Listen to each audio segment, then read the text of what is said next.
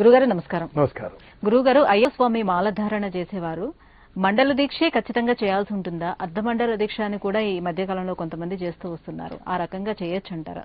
శ్రీ గురుభ్యో నమః, శ్రీమాత్రే నమః. స్వామియే శరణమయ్యప్ప.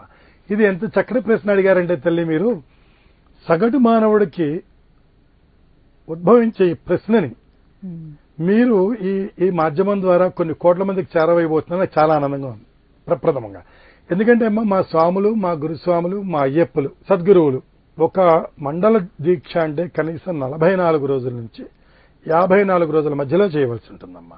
ఒక అష్టోత్తరానికి 108 నామం ఉంటుంది. 108 నామంలాగా 108 స్నానాలు ఇంటూ 2గా విభజిస్తే వాస్తవంగా 54 రోజులు దీక్ష చేయాలమ్మ స్వామివారు. 54 రోజులు దీక్ష నిత్యం ఏకభుక్తం, శీతల స్నానం, భూతన నియమాలతో పాటుగా శిరోస్నానం 2 సార్లు చేసి ఆ పరంగా 54 రోజులు దీక్ష వహించి ఇరుముడి కట్టుకొని స్వామివారి దర్శనానికి శబరిమల వెళ్లవలసి ఉంటుందమ్మా. అయితే తమరు అడిగినట్టు అర్ధమండలము, పావు మండలము ఇది ఏ విధంగా కూడా శాస్త్ర సమ్మతం కాదమ్మా. ఎందుకంటే స్వామి దీక్ష, అయ్యప్ప స్వామివారు ఎవరిని నా దీక్ష తీసుకుని నన్ను ఉద్ధరించమని స్వామివారు ఇక్కడ చెప్పలేదమ్మా. మన కుటుంబ శాంతికి, మన అంతరంగిక శాంతికి, మన కుటుంబ సంక్షేమం కోసము మనం ఈ దీక్ష వహిస్తున్నాం. కాబట్టి ఈ దీక్ష తీసుకునే స్వామి ఎవరైనా కొన్ని నియమాలకు కట్టుబడి మండల దీక్ష వహించి కనీసం హీనపక్షాన 44 రోజుల నుంచి 54 రోజుల మధ్యలో చేస్తే వాళ్ళ చక్కటి ఫలితాలు పొందుతారమ్మా. ఎందుకంటే మీరు గమనిస్తే మాలధారణ చేసిన రోజు నుంచి ప్రాతకాలం నుంచి తన దీక్ష మొదలవుతుంది. కొంతమంది స్వాములు ఉంటారు, తన దైనందిన చర్యల్లో ఒకరోజు సరిగా ఆ దీక్ష చేయలేకపోవచ్చు, చెయ్యొచ్చు. అయ్యో నిన్న రోజు నేను దీక్ష సరిగా చేయలేకపోయానన్నా గడిచిపోయిన కాలం తిరిగి రాదమ్మా. తద్వారా ఒక దీక్ష 44 రోజుల నుంచి 54 రోజుల కంటే ఎక్కువ చేసినా తప్పేం లేదమ్మా. ఈ దీక్ష ఏంటంటే చక్కగా సాత్వికమైన గుణాలతో దైవనామ స్మరణలో మనం ఉంటాం. తద్వారా మనం చాలా మానసికమైన ఆరోగ్యాన్ని పొందుతాం అమ్మా. కాబట్టి మకర జ్యోతి మండలకాల దీక్ష వహించే ఏ స్వామి అయినా కూడా ఖచ్చితంగా దీనికి ఒక 50 పర్యాయాలు శబరిమల వెళ్ళొచ్చిన అతి పెద్ద గురువు గారైనా, ప్రప్రథమంగా మాల స్వీకరిస్తున్న ఒక కన్నిస్వామి అయినా ఎవరు కూడా ఈ దీక్షకి అతిథులు కారమ్మ. ఎవరూ ఈ నియమం నుంచి మినహాయించబడలేదు. శాస్త్ర దీక్ష ఆచరణ అనుసర ఆమోద యోగ్య పరంగా. అంటే ఈ దీక్ష అయిపోయిన తర్వాత శబరిమల వెళ్ళే అక్కడ మాల వితరణ అనేది చెయ్యాలా ఖచ్చితంగా? లేదని అంటే ఇక్కడ ఉన్నటువంటి ఆలయాల్లో కూడా చేసుకోవచ్చునా? ఇట్లా మంచి ప్రశ్న అమ్మా. యాక్చువల్గా స్వామి ఎక్కడైతే మన స్వామి దీక్ష వహిస్తామో మన భాగ్యనగరంలో ఒక సద్గురువు యొక్క శరణాగతి పొంది మన దీక్ష మాలధారణ స్వీకరిస్తామమ్మా. మీరు ఎక్కడైతే దీక్ష వహించారో తర్వాత ఈ మండల దీక్ష అయిపోయిన తర్వాత మన సూర్యటెంకాయని మన గుమ్మ ముందు కొట్టి వెనక్కి తిరుగు చూడకుండా బయలుదేరుతాం. ఈ కొబ్బరికాయ కొట్టడంలో అర్థం ఏంటంటే, నేను స్వామివారి యాత్ర అతి కఠినమైన యాత్ర.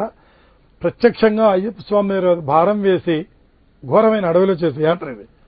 ఇంత ఘోరమైన యాత్ర నేను చేయబోతున్నాను స్వామి, నేను వచ్చే వరకు గ్రామదేవతలైన మీరు నా కుటుంబానికి రక్షణగా ఉండండి అని చెప్పి సూర్యటెంకాయ కొట్టి మనం వెనక్కి తిరిగి చూడకుండా వెళ్తాం స్వామి. స్వామివారి దర్శనం అయిపోయి ఇరుముడి నెయ్యాభిషేకం అంతా అయిన తర్వాత కొంతమంది స్వాములు మీరు అడిగిన చక్కని ప్రశ్నకు సమాధానము ఎక్కడో శబరిమలలో, పంబలోనో, గురువాయూర్లోనో, తిరుపతిలోనో మాల విసర్జన చేసి వస్తూ ఉంటారమ్మా. అది చాలా తప్పు తల్లి. ఎందుకంటే వారి కుటుంబ సభ్యులు మా స్వామి కఠినమైన యాత్ర చేసి వస్తున్నారు, ఆ పాదధూళి నమస్కారం చేసుకోవాలి. ఈ యుక్త వయసులో మేము శబరిమలకు వెళ్ళలేము. ఆయన అర్ధాంగిగా స్వామి వస్తే ఈయనకి నమస్కారం చేసుకుంటే సాక్షాత్ అయ్యప్ప స్వామి దర్శనం చేసుకొచ్చారు, అంత ఫలితం నేను పొందుతామని చెప్పి కుటుంబ సభ్యులు, పక్కిళ్ల వాళ్ళు కూడా ఎదురు చూస్తూ ఉంటారమ్మా. అలా మన స్వాములు కొంతమంది ఏంటంటే గురువాయూర్లోనో, పంబలోనో మాల విసర్జన చేసి అక్కడే అన్ని క్షురకర్మాదులు అన్ని ముగించుకొని పాదరక్షలు ధరించి భాగ్యనగరాన్ని తిరిగి వస్తే దేవాదేవుడైన అయ్యప్ప స్వామి వారికి అభిషేకం చేయడానికి ఇరుముడిలో మనం నెయ్యి తీసుకెళ్తాం. అంత పవిత్రమైన దీక్షలో మీరు నెయ్యిని తల మీద ఇరుముడి రూపంలో పెట్టుకుని వెళ్లేటప్పుడు అంతే పవిత్రంగా ఆ నెయ్యిని తీసుకుని ఇంటికి వచ్చే వరకు అరుణ పాయస ప్రియుడు అయ్యప్ప ఆ ప్రసాదాన్ని, మహాప్రసాదాన్ని మనం తీసుకుని వస్తున్నప్పుడు అంతే నియమనిష్టలతో భాగ్యనగరానికి వచ్చి, ఒకవేళ ఆ రోజు శుక్రవారం అయితే సాక్షాత్ ఆయన లక్ష్మీపుత్రుడు కాబట్టి శుక్రవారం సిరి సంపదలకు నిలవైన శుక్రవారం భృగువారం ఏదైతే ఉందో ఆ రోజు మాల విసర్జన చేయకుండా యథావిధిగా దీక్ష నియమాలు పాటించి మరుసటి రోజు వేకువజామున లేచి స్నానం చేసి యథావిధిగా స్వామివారికి అర్చన చేసి పునఃపూజ చేసి మాల విసర్జన చేయడం అనేది విద్యుక్తార్థం అమ్మ. ఇందుట్లో ఏ కన్యస్వామి నుంచి అతిపెద్ద గురువు గారికి కూడా ఎవ్వరూ మినహాయించబడలేదమ్మా. ఆ విధంగా శాస్త్రం నొక్కి ఒక్కాడించబడింది. చాలా చక్కగా వివరించారు గురుగారు. శ్రీ గురుభ్యో నమః, శ్రీమాత్రే నమః.